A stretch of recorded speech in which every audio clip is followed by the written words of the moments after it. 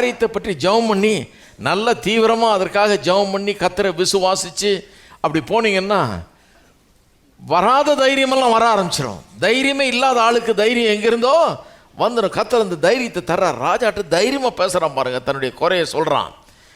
அவனுடைய ஜெபம் அவனுக்கு தைரியத்தை கொடுக்கிறது.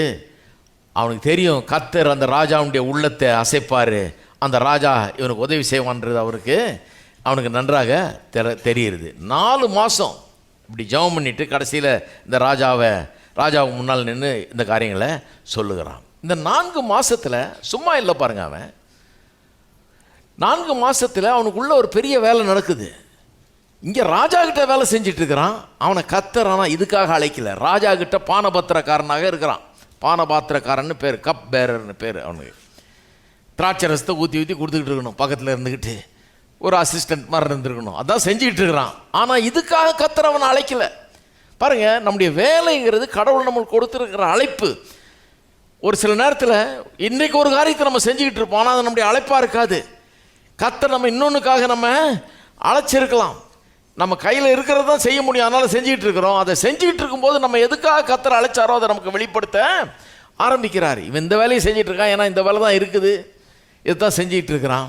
இது ஒரு நல்ல வேலை தான், இதுலேயே செட்டில் ஆகிருக்கலாம், வேறு எதுவும் வேணாம்ப்பா, எனக்கு இது நல்லா செட்டில் ஆகிட்டு, நான் நல்ல ரிட்டையர்மெண்ட் பிளான் இருக்குது, பென்ஷன்லாம் வருது, இதுலேயே இருந்துக்கிறேன் அப்படின்னு சொல்லலாம். கிடையாது. கர்த்தர் இவனை வேற ஒன்றுக்காக அழைச்சிருக்கிறார். இந்த 4 மாதம் பண்ண ஜெபத்தில் இவனுக்கு தன்னை கர்த்தர் எதுக்காக அழைச்சிருக்கிறாருங்கிற அவனுடைய அழைப்பை பற்றிய ஒரு அறிவு அவனுக்கு உண்டாகிறது. இதில் எனக்கு ஏதோ பங்கு இருக்குது, என்ன ஏதோ செய்ய சொல்கிறார் கர்த்தர், அதுக்காக தான் என்னை அழைச்சிருக்கிறாருன்றது அவனுக்கு தெரியுது. அவனுடைய அழைப்பை உறுதிப்படுத்தி கொள்ளுகிறான்.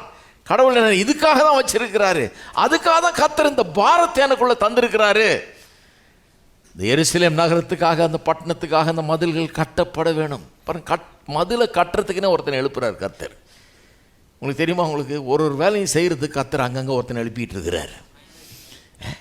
உங்களுக்குன்னு ஒன்று கர்த்தர் வச்சிருக்கிறார். மதிலை கட்டுறது தான் இவன் வேலை. வாழ்நாளில் இவனுடைய முக்கியமான வேலைன்னா அந்த மதிலை கட்டணும், சில சமூக சீர்திருத்தங்களை உண்டு பண்ணணும். அதுக்குன்னே இவனை எழுப்புறாரு பாருங்க. அதுக்குன்னே இவனை ராஜா கிட்ட போய் வேலை செய்ய வச்சு, அது ஒன்றும் வீண் போகலை பாருங்க.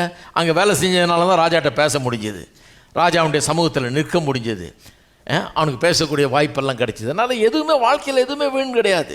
இன்றைக்கு நீங்கள் செய்கிற வேலை ஒரு வேளை உங்களுக்காக கர்த்தர் கொடுத்த அழைப்பாக இல்லாமல் இருக்கலாம், ஆனால் அந்த அழைப்புக்கு கொண்டு செல்லுகிற வேலையாக இது இருக்கும்.